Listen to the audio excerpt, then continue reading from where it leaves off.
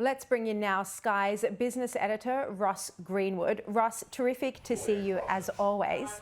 Look, I want to ask you about the comments I made at the start of the show tonight, that we're seeing lagging productivity growth, that the Labor government is introducing reforms that actually works to slow productivity, most particularly the IR reforms, but also childcare wage increases of 25%. And there are now concerns that we'd enter a period of stagflation, if not a deep recession. What are your thoughts on this?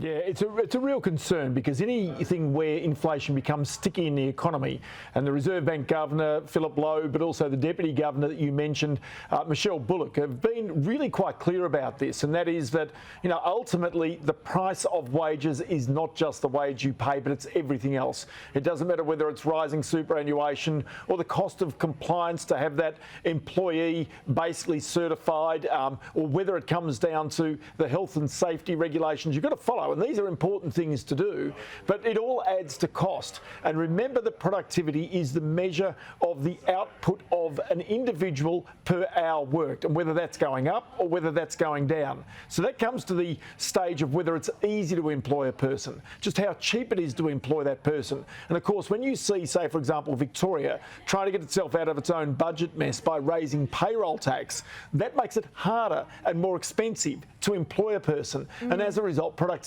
goes backwards. And this actually adds to the inflationary impact of wages, and therefore puts pressure for interest rates to rise, because this is not inflation that is easily got rid of out of your economy once it's stuck in there. Oh, it's a very worrying set of economic circumstances that we're experiencing. Ross, the Treasurer gave his strongest indication yet today that he probably will appoint a new RBA governor when Philip Lowe's term expires, his 7-year term, when that expires in September. He said in a radio interview that while he has high regard for Philip Lowe, the next candidate needs to be someone who can implement the recommendations from that RBA review, and they are quite sweeping reforms, major changes to the RBA. Michelle Bullock, who, you know, I played her comments at the start of the show, she's the Deputy Governor. She's one of the front runners for this role. Do you expect she will get it, and who are the other contenders? Well, it's really interesting, because she would be the natural person to go in there. Generally, it is the deputy.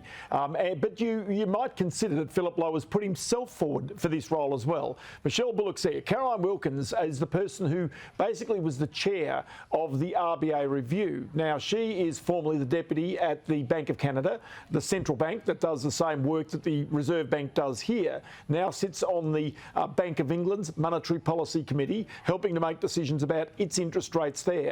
Now, I think that she would be one of the favourite candidates if they could actually convince her to spend time in Australia. The other one to keep an eye on for, and indeed on the word on the street, is that maybe this is the favoured candidate if Philip Lowe is to be replaced, is Jenny Wilkinson. Currently the Secretary for the Department of Finance, was seen recently alongside Katie Gallagher in the Senate inquiries into PricewaterhouseCoopers, and really there's just been a bit of a word on the street that maybe she right now could be the favoured candidate if Philip Lowe is to be replaced in September.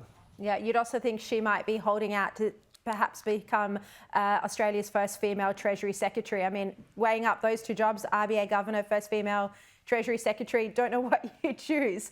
Ross Greenwood, thank you very much for your time.